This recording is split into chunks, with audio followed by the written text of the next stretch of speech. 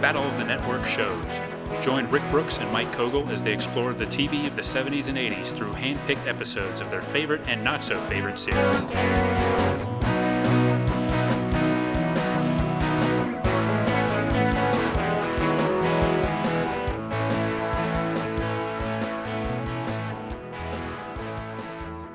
Welcome to a Battle of the Network Show's bonus episode. I'm Mike. And I'm Rick. Hello, everyone. And today we're going to play yet another round of the Fame game. I got to say, I'm on a bit of a winning streak here. You are, Mike. You're doing very well. And everybody's pulling for you and everybody's happy. It used to be people would stop me on the street and say, hey, are you a little too hard on Mike with these Fame game questions and everything? And now people are saying, hey, Mike's really doing well on these. So it's kind of sweeping the nation, this Fame game stuff. Or are they telling you maybe you should make it harder? I think before they were telling me I should make it easier. Now they're gratified. There's kind of a little undercurrent of that kind of you're sticking it to me or something. I try to tell them, well, hey, look, I want them to win too. It's not like we're not trying to defeat anyone here. Right. Yeah.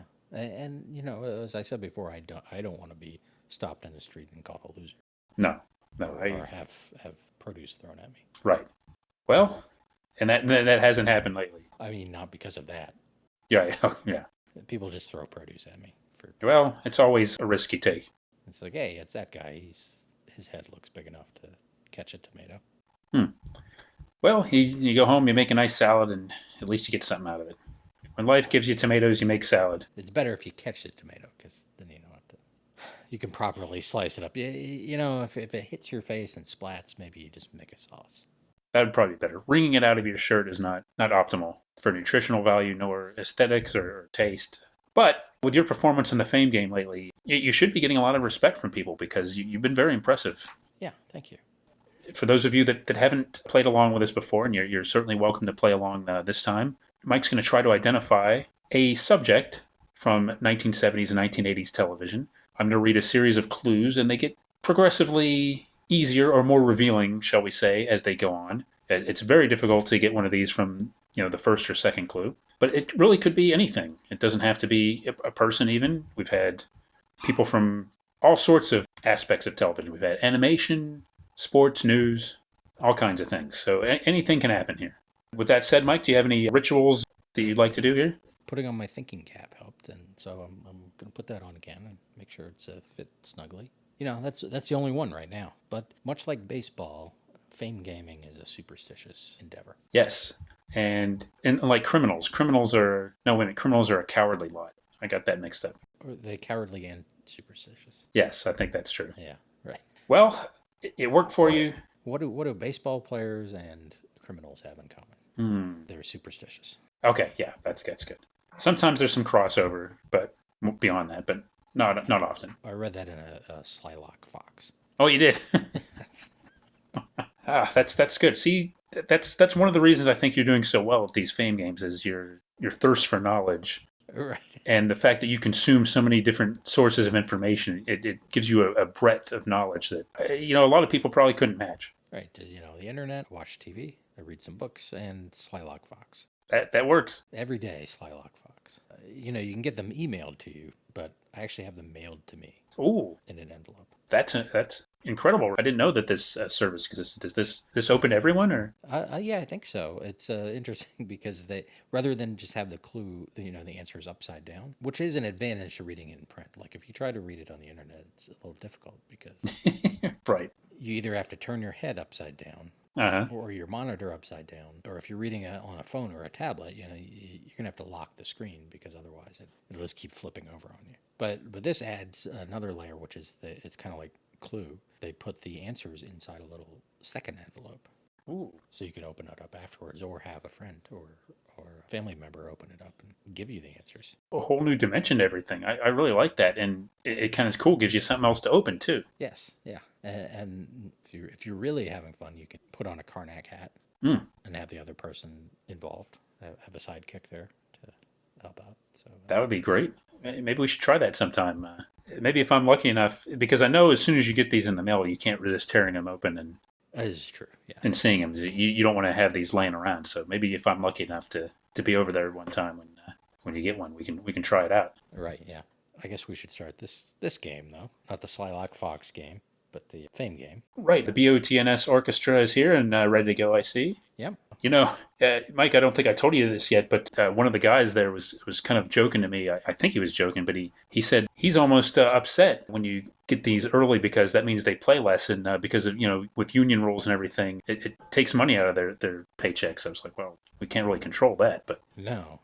But this time ahead counts. I mean, because they're here, they're in the office, yeah, so to speak. The longer we can delay yeah. the start of the game with nonsense, it helps them too. I do think one thing about them being in the union is there's a minimum too, so they have some protection there. But yeah, we're trying to look out for those guys. Yeah. I understand. It wasn't totally irrelevant. I mean, I think that there was a time in the mid '70s when NBC considered a Slylock Fox NBC mystery movie as part of their mystery wheel. That didn't happen, but it could have. Yeah, the costumes were too expensive. Yeah.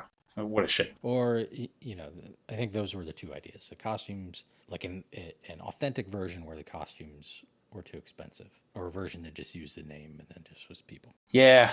Would have been tough. Now, that was for the proposed children's mystery wheel, right? Yeah, that's right. It was the Slylock Fox, Encyclopedia Brown, and maybe the Hardy Boys and Nancy Drew were part of that, too. Yeah. The Great Brain or... Oh, the Great Brain, yeah. Harriet the Spy or... The Three Investigators, yeah. It is a pretty good idea. Yeah. What might have been. Yeah. Well, I'm going to give you a hint and say that none of those people that we've mentioned are the subject of this Fame game. Okay, that's good. Eliminate 4 or 5 people already. Yeah, and it's always good to do that because there's such a vast universe of possible subjects. Okay, but it's still going to be a challenge, so get ready there. You see you got your thinking cap on. It's adjusted. It's good. That's right. Okay. All right, are we ready? Yes. All right, and once again, this is untimed, but we're going to start the clock anyway, and we'll start the Fame game right now. I was born to a famous screen actor and a stage actress and made my screen debut on my father's television show. Elizabeth Montgomery. It is Elizabeth Montgomery. Oh, man. It is Elizabeth Montgomery. Well, to be fair, I recently watched the first episode of Bewitched, and then I was reading her Wikipedia page, so I think that helped me out there. Again, that thirst for knowledge. I hadn't seen her in Slylock Fox for months, right. So I thought we were safe there. But you had told me you'd watched Flintstones with her recently, and I and the crack research team had already compiled this Fame game because they've got to go through legal and clearances and everything and our standards and practices. I thought about scrapping this, but I thought, we'd put that clue, the Flintstones clue, down near the bottom. I thought I could slip this one past you, but that is unprecedented. I can't top that. I'm starting to worry that you've beaten the Fame game. Yeah, you would have to guess it before you got any clues in order to top that. Oh, maybe we're gonna have to turn the tables and have you play the Fame. Oh, maybe. I think you've humbled the Fame game. So I want to make 2 comments. So since we're talking about Elizabeth Montgomery, one, when I watched the first episode of Bewitched, and I can definitely agree with your opinion that you stated on one of our episodes that Darren is an idiot. Thank you. Why would I understand him being confused and maybe at first a little unsettled by the magic, but when it's a choice between getting the kitchen cleaned fast so you can take care of marital duties and doing cleaning the dishes the old-fashioned way, would you really insist that she clean them the old-fashioned way? Well, I wouldn't. It seems like that alone. So I don't know. He is just, at least in that episode, is definitely very just old-fashioned about the roles of men and women. Right, and sometimes you have to go a little overboard to establish the characters, but I didn't see a lot on especially those early episodes that would change my opinion. Right, and then on the Flintstones episode, he's sort of doing the same thing, and frankly, so are Fred and Barney. They're women can't camp. That's ridiculous. Women don't know how to fish. That's ridiculous. Yeah, and the women try to prove them wrong. Now, of course, Fred and Barney have the excuse of being, in the Stone Age. Yes. Somehow, Darren and Samantha are too, but, well, who knows? And the weird thing too is they've seen them on TV. They look like people they've seen on TV. So apparently in the Stone Age, people, it's like reality television, I guess. They're not playing them. They're just showing their lives. Yeah. On the Stone Age Bewitched. Also, for some reason her eyes look really weird on there, like they're spirals. It's very strange. I'll have to check that out again now. So does Dick York play? Is he in that too, or Yeah, he. It's more of a cameo. okay? Because he goes off to do. I think he's good. He's going fishing. He's just again like a caveman. Right. They move in next door to the Flintstones and the Rubbles, and he immediately goes off for a fishing trip or whatever he's doing, and leaves her there to unpack. Yeah. Oh. But then he's like, "Oh, no magic." So then she gets in the scheme with woman Betty, and they go off, and she had already unpacked everything through magic, and then he's coming home, and she's like, "Oh no, he's gonna know I use magic," so she puts everything back. So he still has to unpack stuff because she didn't get around to it. Oh, good. It occurs to me that the real interesting crossover there might have been Larry Tate and Mr. Slate. Yes. If they had found a way to get those two together. But I'm going to check out that episode again, though. Yeah, and as I told you, it's right before the Great Gazoo episode, the first Great Gazoo episode. So it does feel like they're almost like prepping the audience for magic becoming part of the Flintstones universe. I'm sure I'm giving them too much credit. Possibly, yeah. Well, which is then followed by the Fred Van Winkle. Oh, yeah. Fred has like a Rip Van Winkle dream. Apparently, people in the Stone Age, it's, I guess, accurate, but aged much quicker because he supposedly sleeps for 20 years, but then everybody's like a doddering old, like octogenarian type old people. So that's enough Flintstones, I think, for now. Yeah, I do think it's interesting to learn that the gritty realism of the Flintstones' early years was not replicated in the later years of the Flintstones. But I also think that we may be revisiting them, or we'd have reason to revisit them on our show sometime because Flintstones went on and on into the 70s and 80s, as we know. So we can go back to Bedrock some other time, right? Yeah. Isn't that the name of one of their shows? Back to Bedrock? Back to Bedrock, yeah. The Flintstones, Back to Bedrock. Maybe that's one of the animated movie or something. That nostalgia craze for a while, like in the 80s, when it was really hip to revisit the Stone Age again, and you had all these Stone Age movies and Stone Age celebrities getting revived and right, yeah, it was like the 70s, 50s nostalgia, right? Exactly, yes. Everything it's all in cycles, Mike. So it was bound to come up again eventually. The Stone Age would catch on, but remember that Falco's other hit? What was that? Joe Rockhead. He just called Joe Rockhead. It was his follow-up to Amadeus, or to Rock Me Amadeus. Yeah, it didn't chart as high, but no, it was up there for a while. It's not quite as catchy, Rock Me Amadeus is pretty catchy, but Joe Rockhead. Yeah, it just kind of sat there a little bit. Yeah, and it did, Def Leppard had to rewrite. It was one of those. There's so much drama around, that album. That's right. That story gets lost. That they had to slightly change the lyrics to that one song, that Rocket song or whatever. Rocket, yeah. That was originally Rockhead. Oh, I didn't know that actually. Oh yeah. Did they get into that on that classic album? So I'll have to. Now, see, it gets left out because people losing limbs and things. It's a little more intense. Yeah, I mean, I'm more interested in the Joe Rockhead background there, but I'm not everybody, so. Right. Yeah. Anyway, do you want to read the rest of these clues? Yeah, I mean, these are the clues that we didn't get to because Mike aced this one so quickly. But next would have been, I was at a place in a pilot for a TV sequel to Butch Cassidy and the Sundance Kid. I was married 4 times, and my last husband was on a long-running 1980s TV show. Now, you might have gotten that one, Mike, because that's one of your favorites, Robert Foxworth, who was, of course, on Falcon Crest. Yeah, okay. Is he one of my favorites? Well, I thought so. You've mentioned him before. A long time ago, I remember you saying something about Robert Foxworth, and now that I think about it, you might have been mocking him, but that was enough to count him as one of your favorites in my head. So, there aren't enough Robert Foxworth references these days, so they stand out. My first Emmy nomination was for a guest role on The Untouchables. See, that might have gotten, because I've seen that episode, and she's very good in it. Yeah. She's very good at heavy episode. Yeah, I definitely would recommend. She was obviously much more than Samantha Stevens on Bewitched, but if you've only seen her as that or on the Flintstones, that's a good place to start if you want to check out some of the other stuff she did. I like the idea of someone only having seen her on the Flintstones. Yes. Yeah. Elizabeth Montgomery. Wasn't she Wasn't she on an episode of the Flintstones one time? Yeah, that's her. Well, how about this one, Mike? In one Emmy-nominated role, I played Miami Herald journalist and novelist Edna Buchanan, co-starring with Dennis Farina, Lee Horsley, Yaphet Kotto, and Branscombe Richmond. I wouldn't have gotten that, but boy, do I want to see it now. Yeah, I thought so. That's why I put that clue in. I think she played the same character in a couple of TV movies. But what a cast, huh? Yeah. Was that a real person? Yes. And she played her more than one? Yeah.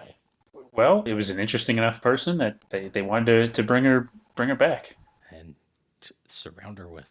I think it wasn't necessarily like the Edna Buchanan story so much as like inspired by things she had written about. I think, and she was like a figure in one of these movies. I guess I have not seen the movie yet, so I can't say with certainty. Next up, I appeared on the talk shows of Joey Bishop, Merv Griffin, and Dennis Miller. That was just a way to show you, her career spanned several decades. I once co-starred with O.J. Simpson, who is my professional and personal partner in the movie. I played both Belle Starr and Lizzie Borden in TV movies, and I am a distant relative of the latter. My most famous show had a spin-off in 1977 with Lisa Hartman and Robert Urich. My final credit is as a barmaid in Batman the Animated Series. Then I was born April 15th, 1933, but died way too young. I played a version of my most famous character on an episode of The Flintstones. And finally, the town of Salem, Massachusetts installed a statue of me in 2005. Any of those clues stand out to you, Mike? Definitely the Flintstones one. I think even not having watched it recently, I probably would have remembered that. Because that episode is familiar to me. And maybe, the Salem one might have helped. I didn't know that, but I think that would have helped. And some of those other ones, no, I don't think so. But well, you didn't need them. I like imagining the idea of Dennis Miller, asking her a lot about Darren's. Yeah. Yeah, I could see that for sure. And so I know her father was Robert Montgomery, right? The actor and director, correct? Yes. And who, her mom? Mrs. Montgomery. Mrs. I actually don't know. The research team did not write that down for me. We'll add that, but yeah, I don't know offhand. But she was not a screen performer, but a well-known, I think, stage actress, or at least a steadily working stage actress. I did see news the other day that yet again Sony's working on a film adaptation. Another film adaptation? Another film adaptation, yeah. Ugh. No doubt the success of WandaVision is like, oh, people want to see this.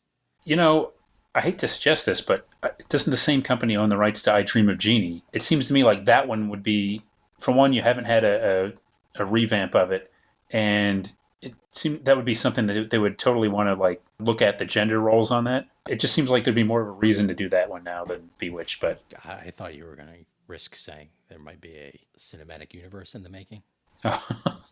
No. The what Screen Gem cinematic universe? Yeah, you get Genie, Bewitched, and the Flying Nun, maybe. A genie, a witch, and a flying nun walked into a bar. No, I'm not going to suggest that, but I wouldn't be surprised to see it either. Yeah. Well, as far as Elizabeth Montgomery, although Bewitched remains her most famous role, yeah, she had quite a career in the 70s and 80s on TV movies. She was in a lot of acclaimed and popular television movies, and I think she still has a pretty big following to this day, despite, like I said, she died too young in the 1990s, but had an interesting career, one that a lot of people might not know the whole scope of her career, and hopefully this illuminated some of it, despite Mike's efforts to prevent you from hearing about it by getting the game on the very first one. I'm still blown away by that. Me too. Very well done. Definitely be wearing the thinking cap from now on. Yeah, you should wear it all the time, maybe. All times, yes. Yeah. Yeah, it'll be like the episode of the Flintstones where a bowling ball fell on Fred's head. He was suddenly a polite genius. You know how they fix that, right? By hitting him on the head with another bowling ball? Exactly. Yeah. I'm really glad that you had that thinking cap there, because you and I were kind of toying with the idea of dropping a bowling ball on each other's heads to make us sharper for the podcast. Right. Yeah. Maybe we don't have to do that. I think that was an ill-conceived notion. Yeah. I know it started because you had a loose tooth and we were just gonna. Yeah. Or no, you had the hiccups. I'm sorry. Yeah. I'm gonna try to cure your hiccups by dropping a bowling ball in your Yeah. And luckily, neither of us has a bowling ball. Right. And as far as we know, nobody's actually thrown a bowling ball at us in the streets. No. If somebody did, I'd probably at least try to keep the bowling ball. Yeah. I do feel like a bowling ball would be easier to dodge in a way than produce. I mean, because I doubt someone would be able to throw a bowling ball, in the air. Yeah. So you would see it coming. It'd be telegraphed a bit. You might hear it too. Yeah, I mean, maybe if somebody fired it out of a cannon or something, but Oof. It seems like a waste of a good bowling ball to do that. But it's not really a rational act to begin with, so. No. Okay. Well, we've hit on something here. Yeah, and I think the band has definitely made their money today. Yeah, I think the band's getting a little impatient, actually, at this point. Yeah, they have another gig to get to. Well, congratulations again. Thank you. Okay, we'll see you again real soon. Bye-bye, everyone. Join us next time for another exciting episode of Battle of the Network Shows. Learn more, leave feedback, and suggest future episodes at battleofthenetworkshows.com. Follow us on Twitter at BatNetShows, and like our Facebook page, facebook.com/Battle of the Network Shows.